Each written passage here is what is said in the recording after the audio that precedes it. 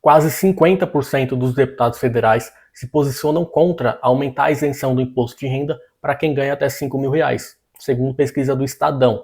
É por essas e outras que a pesquisa Atlas, feita mês passado, mostrou que 82% da população rejeita o atual Congresso Nacional, a maior rejeição da história.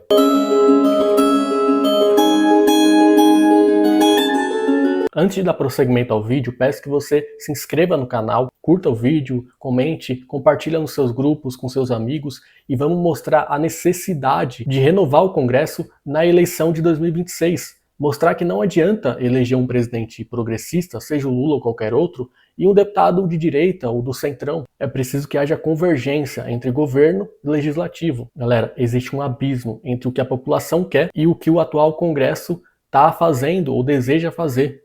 Mais de 80% da população é a favor de aumentar a isenção do imposto de renda para até 5 mil, enquanto entre os deputados federais, essa posição favorável é de apenas 49%.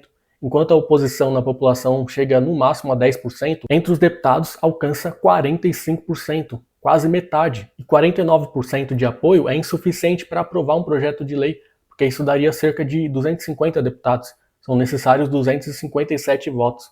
Se a proposta for enviada via PEC, aí fica mais difícil ainda, porque são necessários 308 votos. Eu nem preciso dizer que dentre esses 45% que rejeitam o aumento da isenção, a maioria são bolsonaristas. Os deputados bolsonaristas estão fazendo oposição ao Brasil, na medida em que inviabilizam o governo Lula. Porque quanto mais propostas populares boas para o Brasil o Lula conseguir aprovar, pior para eles do ponto de vista eleitoral.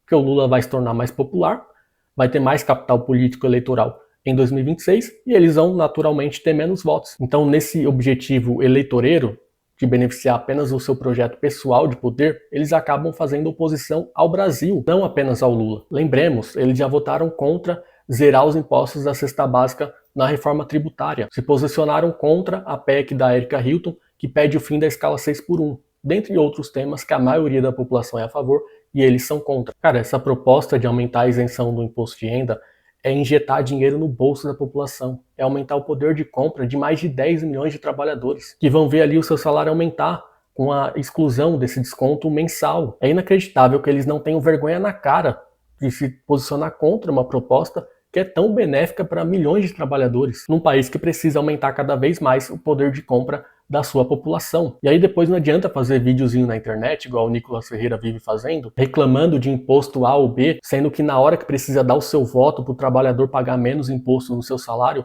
você vai lá e vota contra. Nos 2 primeiros anos de governo Lula, para vocês terem uma ideia do tamanho da oposição, ele só conseguiu aprovar 14% das medidas provisórias que enviou ao Congresso Nacional.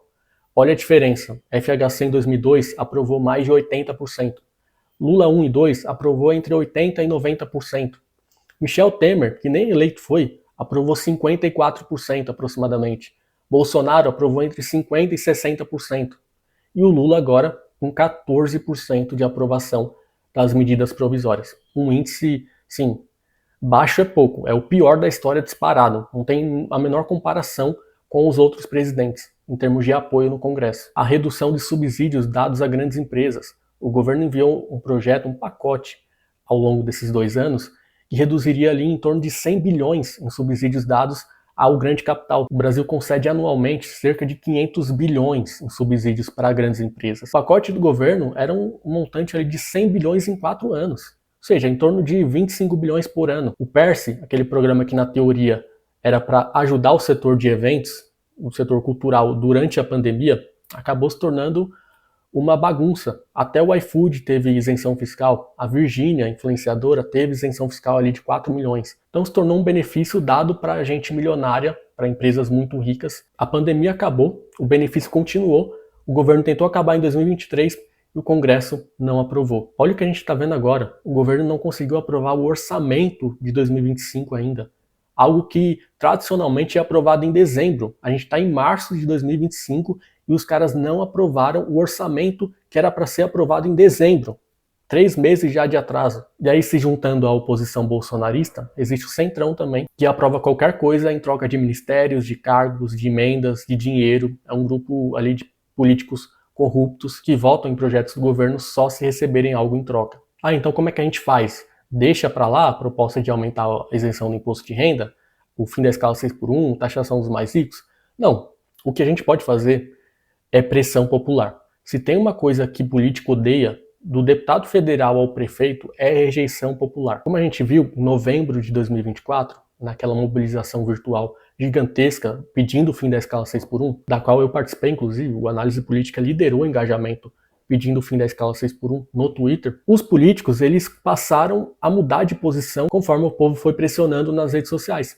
Então a PEC, que tinha 70 assinaturas até o começo ali de novembro, passa para 230 apoios apenas 15 dias depois. Quando você tem um congresso que só representa os interesses da elite econômica ou seus próprios interesses, a gente precisa de uma pressão externa, de fora para dentro, da população pressionando, seja nas redes sociais ou nas ruas.